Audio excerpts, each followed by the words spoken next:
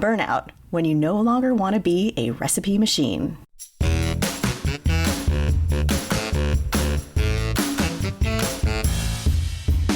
Welcome to Everything Cookbooks, the podcast for writers, readers, and cooks. I'm Kate Leahy, and today I've got Andrea, Kristin, and Molly.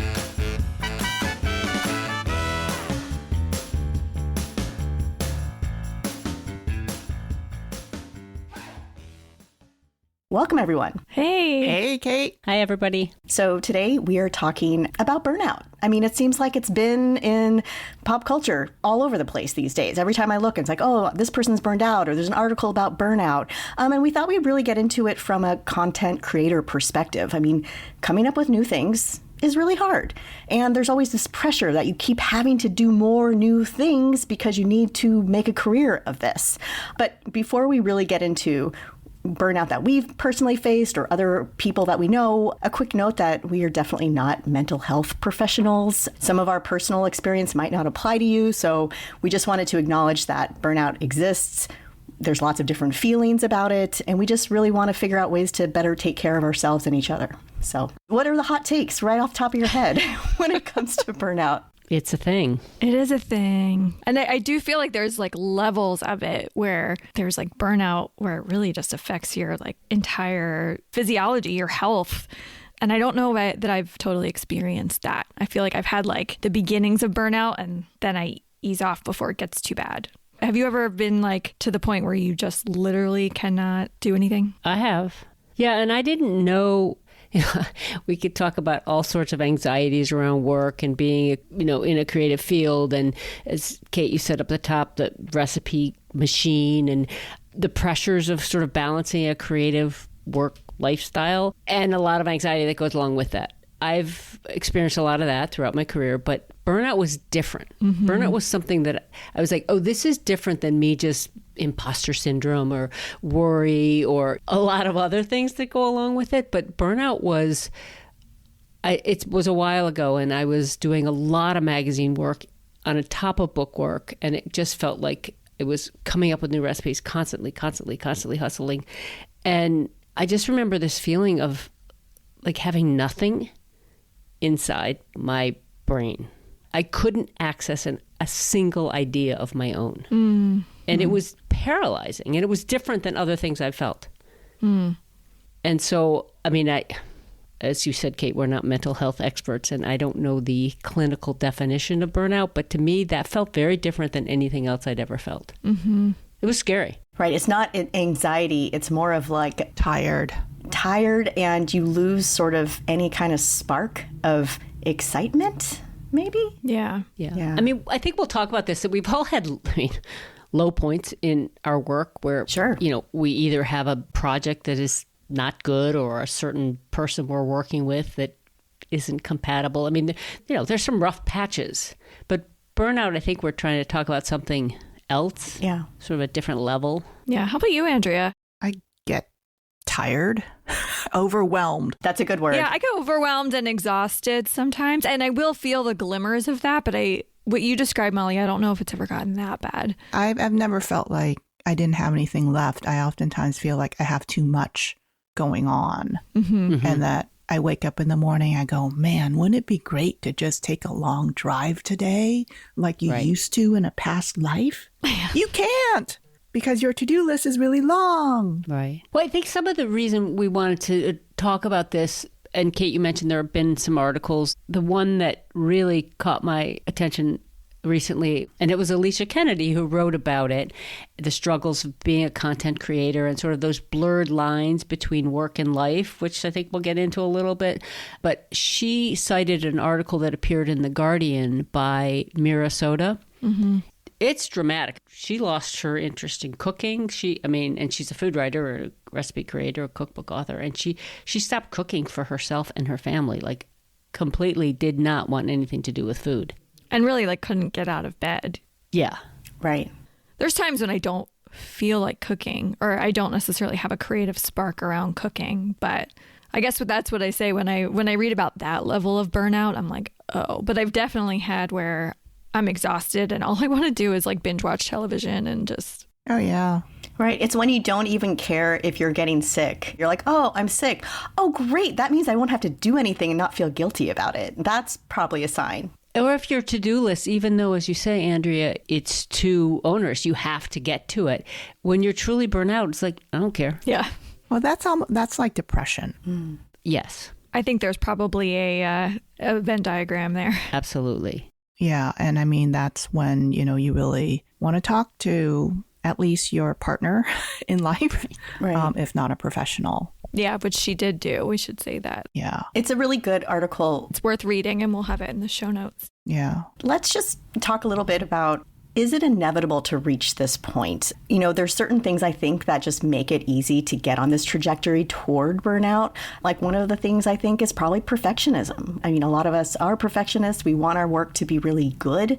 And that also can kind of make you maybe, I don't want to say work harder than you need to, but maybe it is true. You work harder than you need to or do too much. When I talked about my experience, my memory of it was really around having a lot of magazine work back when it was a lot of, and I was tasked with coming up with a new idea for a new recipe for a new thing, like 12, 15 times a year, batches of recipes.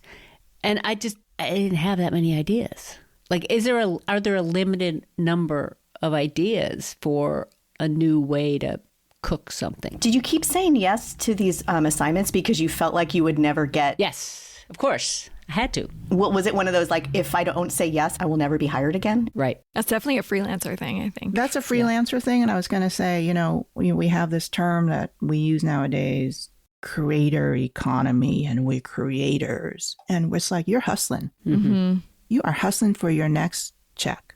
You're constantly having to invent things. Yep. Right. My mother says to me in Vietnamese, she's like, I'm just amazed that you invented this career for yourself and people pay you.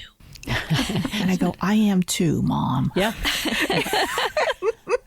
And it is difficult at times. Kristin, like years ago, you got on this like jag of you're like, it's good enough. Remember when you were on that thing for 1 year? And I remember that. I'm like, sometimes it's a little messy. I've been thinking about that a lot lately, actually, again. The good enough, because I have so many thoughts. But one is, we're all cookbook authors or work on cookbooks in some way. And there's perfectionism, but there's also just the quantity. Used to just be like, write your books. And now it's like, and have a newsletter where there's unique content there, and have social media where there's unique content there. So, and have videos of you in your home, in your kitchen, which you're sharing. So then you have to present a certain way that your kitchen looks. And then learn how to edit all those videos. Yes. So they're interesting. and have a podcast. No, I just think that there's a lot of pressures to create more and more and more. So I do think you have to embrace good enough. But then I also think when it comes to the books, in my mind, if you're going to put your perfectionism anywhere, put it in the books, right? Right. Or at least excellence. You put your excellence in the books because you can't go back and fix it. All the other things, you can take it down, whatever. That's not your lasting legacy work necessarily. Right. Right. But do you, Kristin and Kate, because you guys work on collaborations so much along with your own work, that notion of perfectionism versus excellence or combining the two is something that you can kind of let go more because you're working with someone else's idea rather than your own? Yes and no. I think it's difficult because sometimes what a person's idea of excellence is different from a co-author's idea of excellence. So sometimes it's just maybe even more stressful trying to figure out what their idea is for excellence and what they're trying to achieve. And that can be stressful because sometimes you feel like you're just trying to figure it out as you go. So you could say, like, I'm going to make this recipe really great. But if your co-author has a completely different idea of what makes this great recipe, that can actually cause a lot of tension and cause a lot of stress. And that's definitely led me to points of almost burnout in projects where it's like, I don't think we're seeing eye to eye. How do we get there? By the end, we get there, but it can be kind of stressful because you're actually going in two different directions. So it's not even about perfectionism. It's just like, are we even on the same page? And working with people is stressful.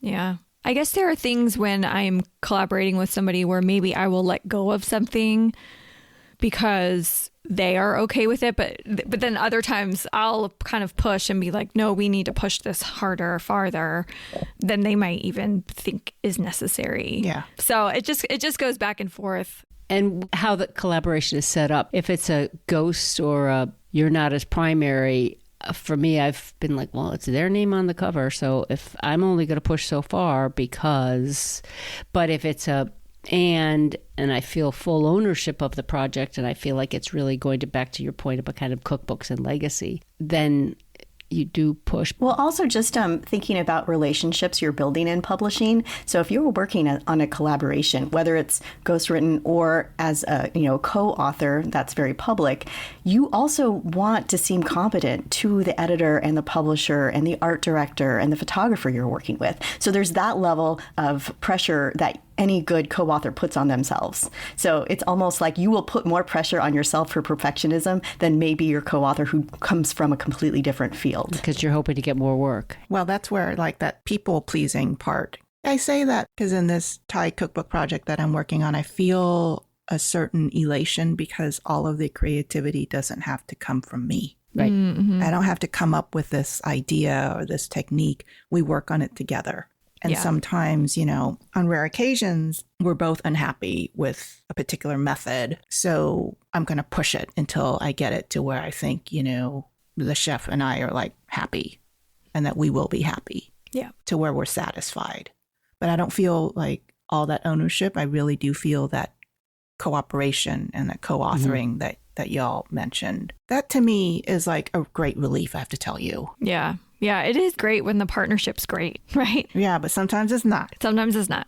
Yeah, I will say I've had mostly really good partnerships, thankfully. Yeah. The only reason I've ever burnt out on a cookbook is just sometimes it's the volume of stuff. Sometimes it's the copy edits and the proofreads, or they come on your vacation. Yes. Has this happened to you where it's like, here you are on vacation, you asked for the deadlines for all the copy edits and the page proofs, and there you are, finally getting a week away from your desk, and you find out you have to look at this PDF because it's due on Monday, or else the world will end.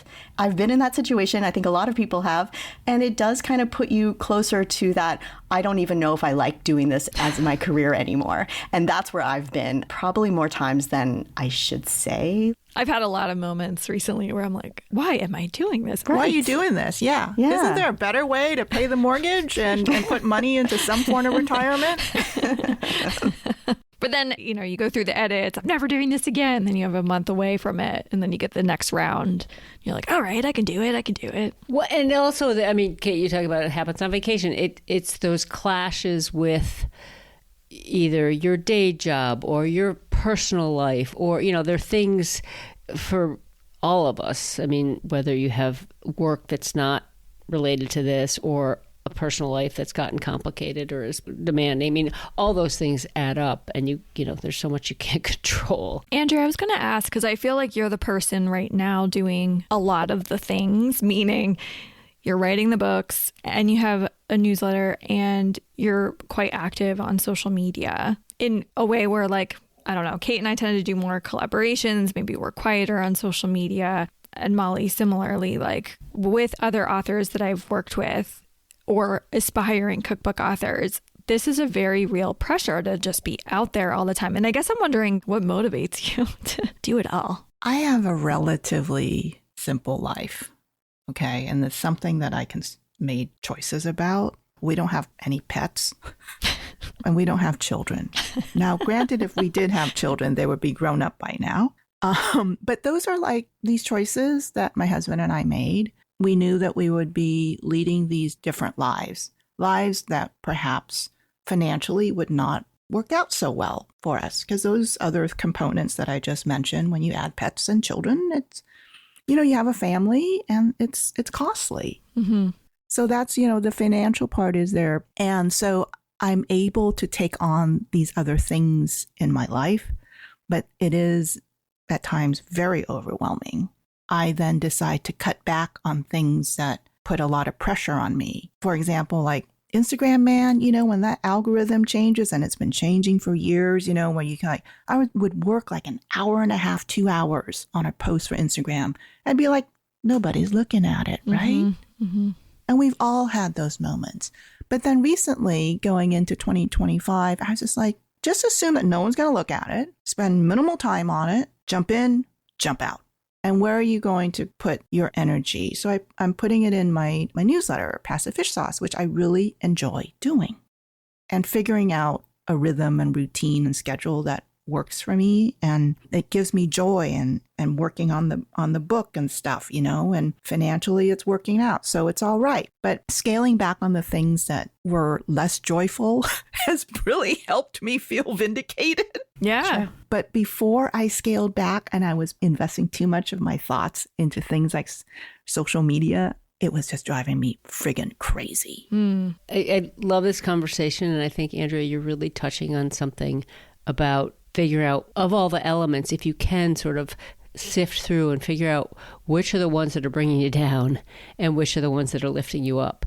And then on another topic, and I don't think this is the conversation to get into it, but I'm about a decade beyond you in my career development, and those choices you made early on to live call it simpler life, but things that you've chosen along the way that allow you different kinds of freedoms, really, further on. And I think that's a different conversation we could have at a different time, but it is something, it is related to burnout. I mean, how you protect yourself so you can show up for your family, friends, community, because if you do fall into burnout or give everything to your career, your content creation, for me, I'm then not available for my community. Mm-hmm. And I found that something that I've been struggling with for the past few years. Ever since COVID, you got used to just being alone. And I know our country, the U.S. is going through a loneliness crisis. Really, this year, I'm going to try to make more of an effort to see people in real life, because I do find just, a one-on-one coffee meeting really energizes me. And being at my desk all day does the opposite. And if you have too many back-to-back desk days, it drains you. So by the end of the week, you have nothing left. And that's when you start kind of, at least for me, I start kind of flirting with that idea of burnout. Or that's when you want to make a life change that's dramatic, that you only want to say you want to do because you're just not happy with how you are. And it's because you're just wearing yourself down, trying to do all the things. Do you know about the 6-minute phone call? Have you heard about this? Yes. A friend of mine turned me on to it, and I don't talk on the phone a lot. But a 6-minute phone call out of the blue. Awesome. A friend, family, an acquaintance, 6 minutes. It can shift your entire day, week. Can you ever talk on the phone for 6 minutes, though? 6 minutes. Do you put a timer on? I know. My husband told me that if you just laugh, you just laugh for 30 seconds, doesn't matter. You don't have to laugh about anything in particular, but just laugh. It'll bring you joy. Yeah. I love it. Kristin, call me sometime. We'll talk 6 minutes. Yeah. All right. We've kind of danced around this, but what are the signs you're heading toward burnout? I mean, we've mentioned Molly, you were feeling out of creative ideas. I've definitely felt that way, where there's no spark. What happens in our world when, maybe you got into cooking and food writing because you loved food and cooking? And what happens when that becomes your job? You still have to feed yourself. It goes back to that essay we talked about earlier on. What are the signs? Definitely when I'm I'll have this recurring thought, I wish it would all just stop. That's what plays in my head, and I'll fantasize about literally 2 days with no responsibilities or something like that. And I feel like that's a sign that burnout is nigh, and I better ease off and only do the must do things and sort of push off everything else until a better season. It happened to me last fall, actually, where all these things, you have that these things I want to get done before the new year. And then I'm forget it. Pushing that off until, who knows? Whenever. I had this funny thing happen with food magazines. Remember those legacy magazines? And, we had subscriptions to a lot of them. And I don't know. I think it was a combination of things, but they were coming and piling up. They were arriving at the house and piling up. Yep. And I wasn't compelled to look at them, to read them. Been there. But it's a combination of where they also just not as good. Like what was happening? No, I know what you mean. I felt like it was because it felt like work to look at magazines I used to love looking at. Right. It's like a has to, and you're looking at it with that lens, right? Like you're not just sitting back and enjoying it. You're you're analyzing it. Right. Yep. Yeah, and then you're analyzing trends on social media. I talked to this gal who's a culture editor for a web portal, and she said, so basically, I sit in my house and I watch and read things all day long. And I go out on my walk, and I'm at the gym and I'm listening to podcasts because I'm just trying to take it all in. And I was like, how do you do that? Yeah. And trying to identify trends and patterns. And trying to take it in and then analyze it, putting it together, understanding the zeitgeist of society. It's like Severance doing the numbers. Oh, yeah. I loved that stuff when I was younger, like in my 20s and 30s. And I feel like I had the energy and capacity for that. But I mean, when you get to that point of apathy and when you want things to stop, if we were in like regular positions in an organization. You mean if we were normal? Yeah, like someone hands you a check on like a regular basis and you have to report in and maybe clock in and clock out. And there's an HR department. Okay, so maybe you would switch jobs. Maybe you would go to a different company. But when you are working for yourself, when you are self-employed, it's different. Mm-hmm. So have you ever said at a certain point, I'm going to throw in the towel? Well, I've told you, Andrea, maybe not on this podcast, but on phone calls, I was kind of like done with cookbooks. I'm like, I don't think I need to write another one.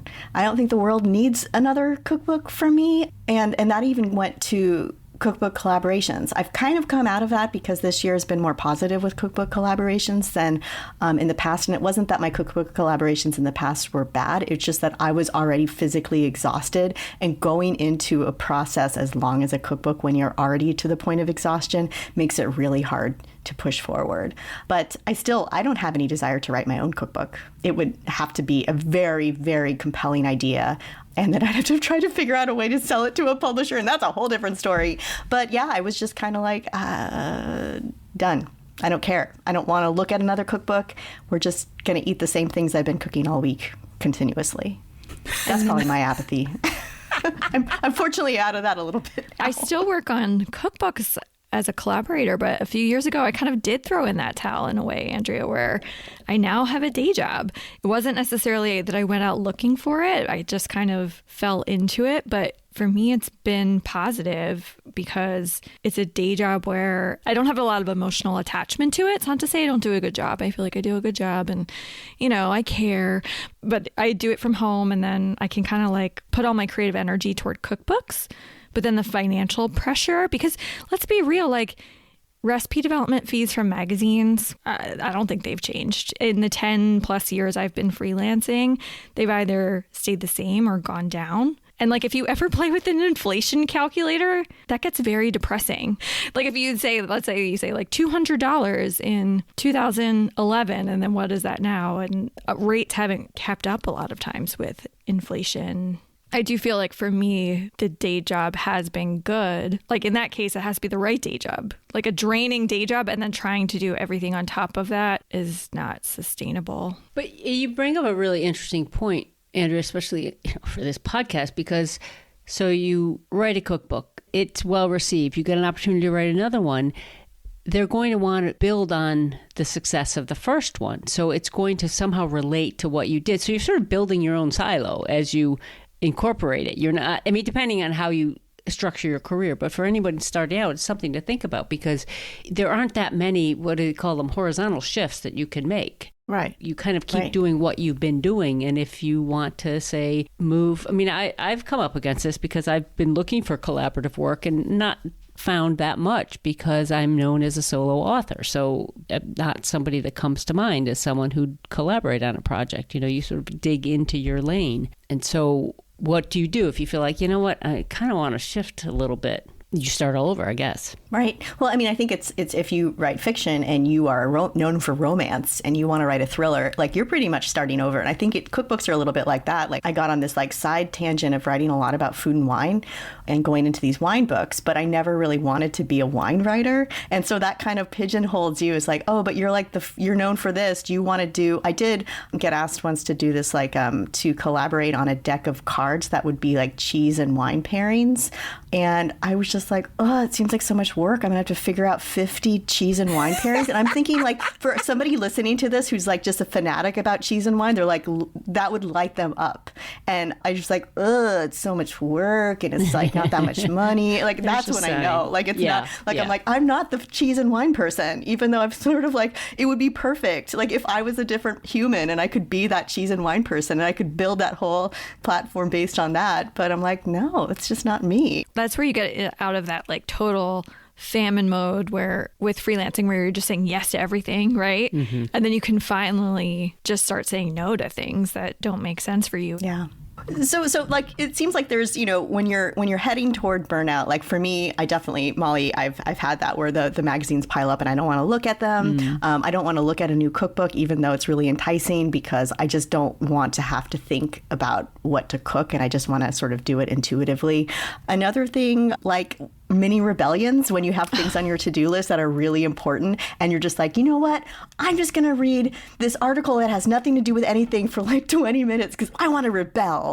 I run outside the first thing in the morning and I garden. I cut something. I wield like sharp tools. Such a rebel. I trim or I pull up weeds. And it just needs to be for like 15, 20 minutes. That sounds amazing. That actually sounds really healthy. Yeah, totally. Even like if I go outside and with my paring knife and I cut a few stalks of lemongrass, I may not do anything with them yet. But I mean, you know, it just like the fresh air, the fact that I'm doing something for my home. Yeah. And it's not, you know, fully something I have to do. Yeah. I remember missing a deadline when I mean, for a lot of my career, I never missed a single deadline. And then when I was in a not such a great place, I remember missing a deadline and just being like, screw it. I don't care. Fire me. What are you going to do? It was like, and then I was like, okay, well, things are not good. You know, something's not right because that's not at all like how I'm wired. Yeah. Oh, I did that with the Italian wine book. I mean, we had these deadlines and I was just like, there's just no way I'm going to even come close to making this. I'm like, can we please? Yeah. It was almost like I did try, but I had to like really get out of my way to try. Like it was, and once I got into it, it was fine. It was just like starting it. And I just was like, oh, this is going to be too hard and I don't want to do it. I don't want to do it. Yeah. It was just really weird. And I think it was just a sign I also just kind of needed to get over myself. But I did want to pivot. Just the Italian wine book was a lot of work for not that much money and it took a long time to write it. So I think that also can be a place for burnout. But in the end, it wasn't a bad situation. Sometimes we get burned out because we are in a bad situation. This is a little sidebar. I'm like, bad situation. How do you know? Oh, God. I mean, there's so many. Well, define a bad situation. You're not being paid well. The people you're working with aren't treating you well. You're being disrespected. It's not a good project. I mean, there's so many elements of bad situations. And I guess it's what's the toll in the end. I was just going to say, sometimes I feel like you don't even know the difference until like maybe retrospect or something. Yeah. You don't see the signs. Even if people tell you, like, beware of that person. They're weird or whatever. And you're like, no, it's fine. I'll get through it. Next week, it'll be better. Yeah. But let's talk to people. I mean, if you can, a lot of this comes back to find a support network. So a lot of the conversations that we've had off air have been around sharing projects we've been involved with to say, is this normal? Yeah. Right. And I guess a bad situation isn't burnout because a bad situation, you can identify or a friend can help you identify what makes it a bad situation, where burnout is a little bit more nebulous. Burnout is when for maybe too long you've been running with this high adrenaline pace and you just run out of juice. You just need to step back. And it might not be any one project you're working on. It just might be you just didn't take a break and you need a break. It's like when you're complaining about it, if other people are like, oh, poor you had to taste a bunch of cheese and wine. You don't want to ride a cheese and wine?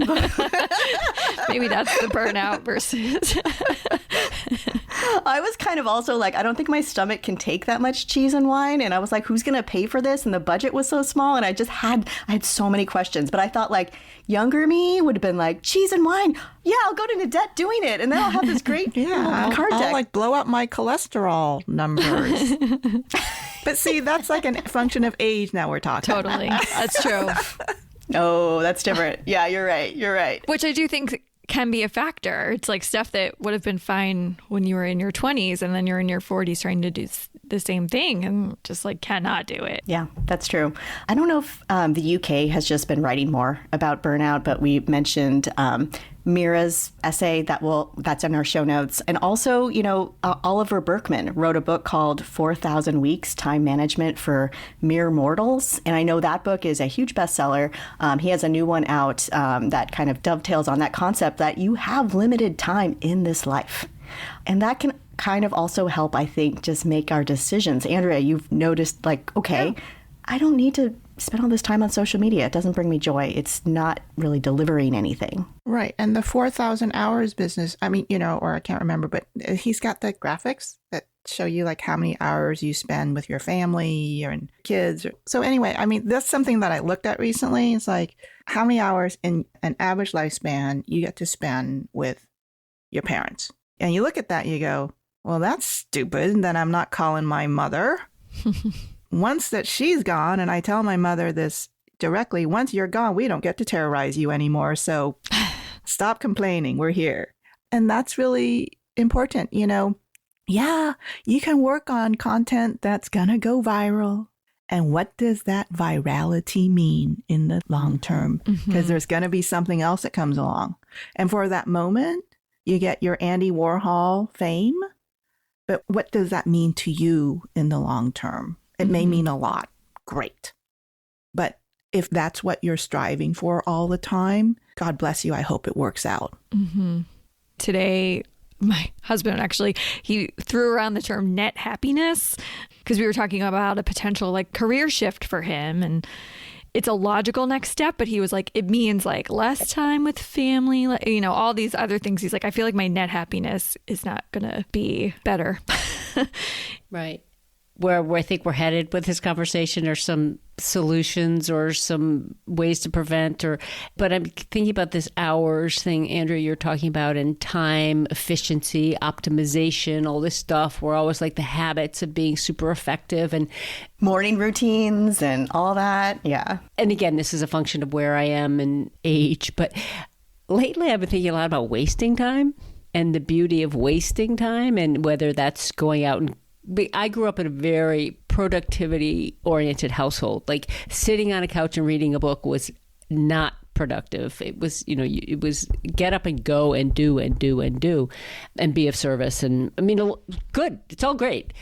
But the beauty, I just watched this silly Jerry Seinfeld about the mocha pot, the Italian mocha pot. And like just...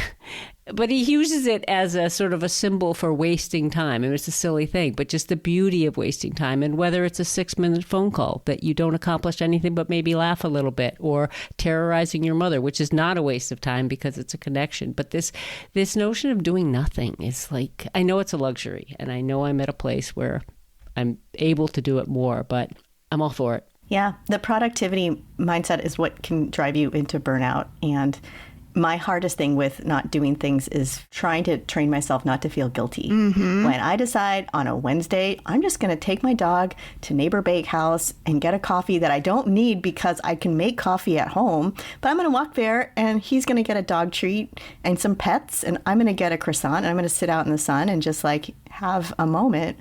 I love doing that. And when I do, I feel better. And maybe it does help my productivity, but I shouldn't be thinking of it that way. I should just be thinking of it. It's okay to waste time, because otherwise I should just be on the clock for somebody else making more money And what's the point of being able to have this life of that I can build on my own if I always feel like, oh, I have to be looking like I'm always busy and productive? And I think that's just really hard to break. It's a habit I'm trying to get out of. Yeah, bringing almost like that 9-to-5 mentality. Exactly. And because we're all self-employed, and in our home, both my husband and I have these very fluid schedules. And sometimes we're just like working too much. Mm-hmm. We stop and we make dinner. That's kind of like when the day ends, but still like we'll like keep working after dinner's done. But he does this thing where he meditates twice a day. He reminds me, you should meditate at, once. I do it in the morning, but then he's like, but you need to take a break in the afternoon. And sometimes I'm like, I can't. And he's like, someone needs to really lay down now. I mean, he treat me like a child, treat me like a dog. It's all right. I need commands. It's hard, though. Yeah, it's hard. Like, let's just talk about just reminding ourselves of like ways to just either get out of burnout mode, prevent it. Kristin, you brought in that idea of like just downshifting, of just like taking things off your plate. It's like, you know what? Maybe that newsletter needs to go out, or maybe it can skip a week and it's okay. Yeah, something that I admire. I went to one of Alicia Kennedy's newsletter workshops, but then we also had Rebecca Eisenberg last year do a workshop about content creation. And both of them have talked about almost like planning for burnout or planning to prevent burnout. And so during times when they're basically in a place where they're not overworked, they'll set a schedule for themselves where they can repurpose some content. So for example, with Alicia's newsletter, I think once a month she does a roundup of certain things and basically things that are an easier lift. And with Rebecca, she creates so many amazing food videos and at a volume that's super impressive. But if you actually look through, you'll start to see that she's often taking the same footage over and over and just putting different text on top of it. I don't know her exact, but let's say she creates at this point 1 new video a week. I don't know if that's true, but she's very good at storing all of her old content and then just, again, reusing it, new sound, new text, maybe a new caption. And it's worked for her. So even just those like really pragmatic things, it's easier to like plan that out when you're not burnt out. But I feel like it's kind of the only way to go in some ways. Learn those like smarter ways of working. I think something that saved me, and it wasn't, I never had a full-time day job like you have, Kristin, but it was finding other work that wasn't really tied to what I'm known for doing. It wasn't food it's like writing. Different sides of your brain. Yeah, it was doing other work that I could do without a ton of thought or like that same creative energy. Yeah. That saved me. Yeah. We're jealous, Kristin. That's where I am right now.